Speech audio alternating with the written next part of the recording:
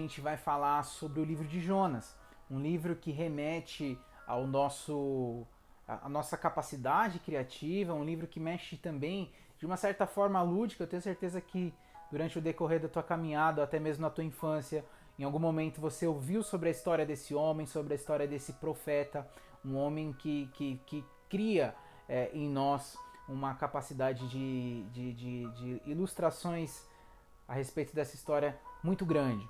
O livro de Jonas é construído através desse profeta, um homem chamado a Deus, um homem que conhecia o Senhor, um homem que foi muito importante, que tem muitas coisas a nos ensinar, é o contexto para essa aula de hoje. Então, Jonas é um dos grandes tesouros bíblicos que a gente possa ter, né, para a humanidade. Muitos ensinamentos, princípios valiosos estão aqui para nos ensinar e nos aperfeiçoar na nossa chamada, no nosso caminhar com Deus. A princípio, o profeta Jonas tenta fugir do chamado de Deus. Muito provavelmente você já tem ouvido essa história, você já a conheça. Então, esse chamado, isso gera algumas consequências desagradáveis, né? O fugir desse chamado gera essas consequências para quem está próximo dele. Então, o Senhor ele cria uma situação de modo que Jonas ele tem duas escolhas: ou ele morre, ou ele se arrepende e cumpre o seu propósito, cumpre o seu chamado. E quantos de nós muitas vezes quis fugir? Quantos de nós, ou até mesmo tenta ainda fugir dos propósitos de Deus? Quantos de nós tenta seguir caminhos diferentes daqueles que Deus está nos direcionando? Então, chamado, eu entendo que é um privilégio ser chamado por Deus, ser comissionado para algo, independente de qual lugar, de qual momento, em qual circunstância seja esse chamado, eu creio que é sempre uma honra, um privilégio. E o Senhor ele tem um chamado para cada um de nós, para uma bela missão, independente de qual seja o seu conceito de grandeza. Eu penso que grande é cumprir os propósitos de Deus, grande é alcançar vidas, é gerar libertação, gerar cura, gerar de alguma certa forma o conhecimento de quem é o Senhor, trazer a revelação daquilo que Ele é. Então, se a gente se encontrar, se a gente estiver dispostos a ceder e servir, o Senhor certamente vai nos capacitar a viver grandes coisas no seu reino. A disposição que o profeta tem, ele conduz uma grande e impiedosa cidade, a cidade de Nínive, ao arrependimento. Cerca de 120 mil pessoas dão as costas ao pecado, se livram daquele fardo e seguem ao Senhor, se voltam para Deus. Então, quando um homem está disposto, quando uma mulher está disposta a servir ao reino, servir a Deus, grandes coisas acontecem. Pessoas são salvas, pessoas são libertas.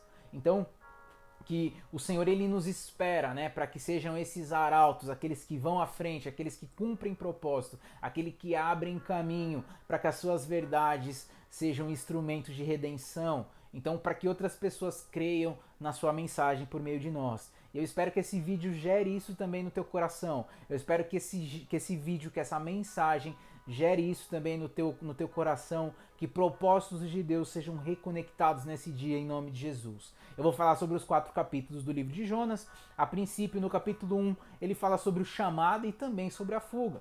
Então a gente vê que Deus o chama, Deus aparece na vida de Jonas para anunciar arrependimento à cidade de Nínive, e a sua frustrada tentativa de fuga.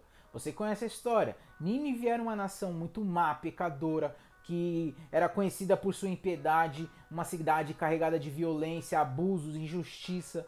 E ao saber qual seria o destino da profecia, Jonas tenta fugir do Senhor.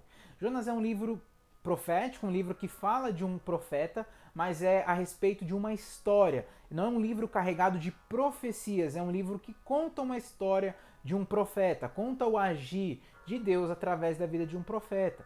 Jonas foi o único profeta que foi chamado, que foi condicionado, que foi enviado a pregar fora de Jerusalém. Foi chamado a pregar fora dos muros da cidade do povo de Deus, que foi o único profeta a ser enviado por Deus a pregar para gentios, a pregar para povos diferentes do povo de Deus. Então, muitas vezes eu percebo que, e isso é algo real na minha própria história, que a gente faz o mesmo que Jonas fez. Muitas vezes a gente julga o chamado de Deus como uma loucura, como algo fora de sentido, que as pessoas não são capazes ou que não vão nos ouvir, não vão nos entender. A nossa precipitação nos leva a um lugar inútil, a um período de fuga, a uma perda de tempo. Na verdade, muitos vendavais nos cercam, muitas tempestades nos cercam, até que a gente possa entender, até que a gente possa ceder, até que a gente possa ser obediente ao que Deus está desejando. Então, se você crê que Ele está direcionando, atenda esse chamado, não faça como Jonas, que passou por uma grande turbulência, que passou por um grande temporal para que pudesse ouvir a voz de Deus.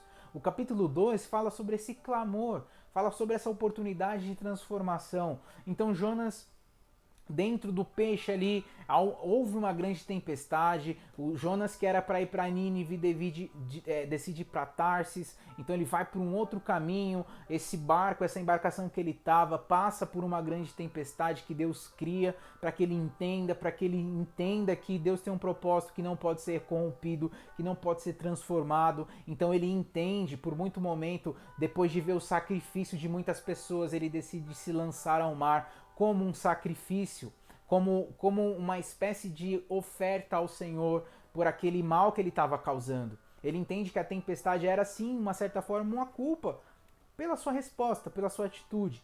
Então ele se lança ao mar e é engolido por um grande peixe. É o que a Bíblia nos diz. No capítulo 2, Jonas está dentro desse peixe que haviam engolido. Então a descrição aqui deixa bem claro que ele viu a morte de perto, então ele clama ao Senhor, num momento de desespero, num momento de terror, vamos assim colocar. E a gente aprende com isso que não importa onde a gente está, mesmo em face da morte, mesmo no momento de perda, mesmo no momento de extrema dificuldade, naquele momento onde parece que está tudo acabado, que o fim está decretado, o Senhor também nos ouve. E é nesse momento que Jonas coloca diante de Deus o seu arrependimento sincero, a sua verdade. E a consequência disso automaticamente foi que ele foi prontamente ouvido, que Deus recebe a sua oração e gera para ele um grande livramento. Ainda dentro do peixe, Jonas começa a louvar a Deus. O arrependimento em nossas vidas nos leva a um lugar de adoração, quando a gente vê a misericórdia de Deus, quando a gente recebe o perdão, quando a gente recebe o livramento, automaticamente nossa mente, o nosso coração se condiciona a adorá-lo, porque ele é grande, porque ele é digno.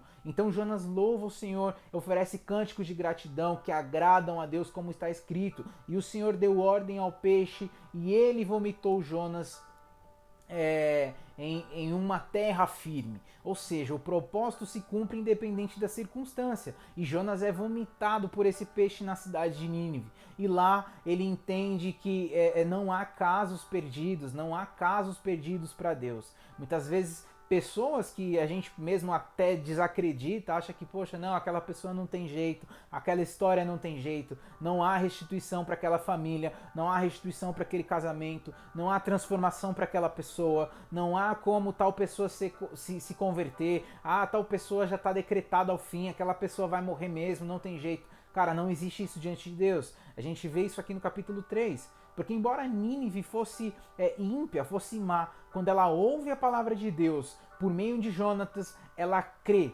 E muitas vezes nós roubamos as pessoas. Nós roubamos as pessoas. Sim, é isso mesmo que você está ouvindo. Muitas vezes nós roubamos as pessoas quando nós não acreditamos que aquele ou que aquela pessoa, que aquela situação ou aquela situação, enfim, possa ser convertida pelo Espírito Santo através do arrependimento.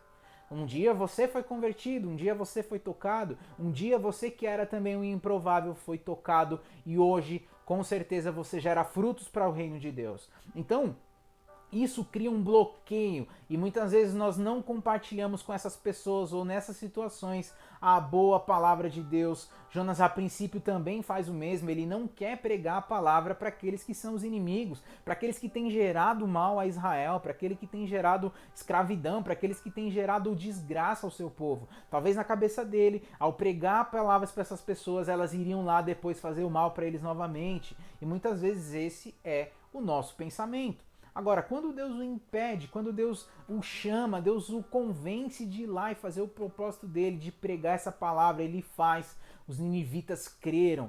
Então, muitas vezes nós desistimos de pregar essas palavras, de orar por alguém. E Deus vai lá nos ensinar aqui através da vida desse profeta. Quando ele cumpre o id dele, as pessoas se convertem. Então, do menor ao maior, todos expressaram a atitude de arrependimento. A Bíblia diz que o rei convoca todo o povo e eles jejuam por um período, colocam vestes de saco, vestes de vergonha, vestes de arrependimento, a cidade inteira louva ao Senhor, se arrepende. E em consequência disso, óbvio, a nação ela foi perdoada, o juízo de Deus de destruição foi cancelado.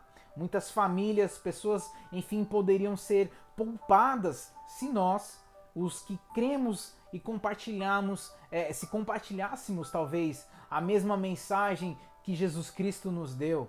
Muitas pessoas teriam sido poupadas, teriam sido perdoadas, teriam sido transformadas. Então, se a gente vive em um mundo tão individualista e que frio, que muitas vezes acaba nos esquecendo de ser afetuosos com o nosso próximo, que nós esquecemos de amar e de crer que há redenção para todos eles. A mensagem que salvou a sua vida pode salvar a de muitas outras pessoas também, desde que você compartilhe, desde que você leve ela adiante. Eu creio que quando Deus traz uma revelação para nós, ela não é para mim, ela é para ser compartilhada através de mim.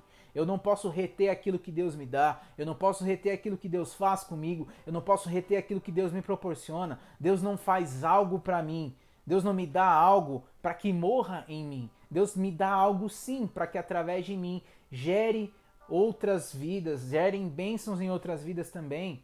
É isso que acontece através de Jonatas. E no capítulo 4, desfecho do livro, a gente vê que Jonatas fica desapontado. Jonas fica desapontado. E há aqui o desapontamento desse profeta com o próprio Senhor. Ele fica indignado com o fato do Senhor cancelar o juízo sobre a nação, que se arrepende, que demonstra misericórdia. Então, em contrapartida, ele ainda fica mais indignado com o fato de que o Senhor ele teria enviado uma lagarta para matar a planta que lhe serviu de sombra no dia anterior. Então é interessante, né, como Jonatas muitas vezes, como nós somos como eles, né, incoerentes, como nós somos como ele, individualista. Temos um cuidado com animais, com árvores, com natureza, com tantas outras questões. Pessoas que têm cuidado com os seus bens, com as suas questões materiais, mas que não temos o mesmo cuidado, a mesma atenção, o mesmo amor com as pessoas. E aí a gente aprende com Deus aqui que a misericórdia ela deve ser uma prática constante em nossas vidas. Então o Senhor nos faz entender que se nós somos misericordiosos, nós ficamos mais parecidos com Ele. O Senhor nos faz entender que, através desse livro de Jonatas, que a mensagem do Evangelho, que a salvação, o arrependimento, a misericórdia, eles são para todos. Não é somente para um povo, não é somente para aqueles que confessam a sua fé, não é somente para aqueles que estão dentro da casa, não é somente para aqueles que estão ali servindo e fazendo boas obras, para aqueles que estão, de uma certa forma, seguindo os costumes ou seguindo aquilo que o Senhor tem, aquilo que a palavra tem direcionado, mas para aqueles que estão lá fora, para aqueles que estão perdidos, para aqueles que precisam de uma palavra de salvação. O Senhor tem nos ensinado através do livro de Jonas que é através da minha atitude, é através da minha disposição, através da minha perseverança, ou seja, não desistir, não colocar um X nas pessoas, não colocar um X na situação e decretar o fim porque eu não vejo salvação, ou porque eu não vejo escolhas, ou porque eu não entendo o processo daquela vida, o processo daquela situação. Deus nos faz entender e ver além daquilo que a gente pode entender. Deus faz a gente ir além daquilo que está diante dos nossos olhos. Deus nos faz ir além daquilo que cremos. Deus faz com que a nossa obediência gere transformação, gere vida. E Jonas faz com que o povo se arrependa. Jonas gera transformação, gera salvação. E assim como esse profeta, que em algum momento foi incoerente, foi individualista, foi de uma certa forma, sim, em compreender os propósitos de Deus para a vida dele, assim também somos nós. E da mesma forma que Deus usou poderosamente, Deus quer usar a tua vida. Deus quer usar as nossas vidas para gerar frutos de transformação, arrependimento e salvação. Deus é misericordioso, Deus não desiste de ninguém. Então, em nome de Jesus, me ajude a alcançar outras vidas compartilhando essa mensagem para que outras pessoas também possam ser impactadas, tocadas e transformadas por uma palavra de vida que gere transformação. Eu espero que essa palavra abençoe demais a tua vida, reconecte propósitos em nome de Jesus, que você fique na paz e com o amor de Cristo.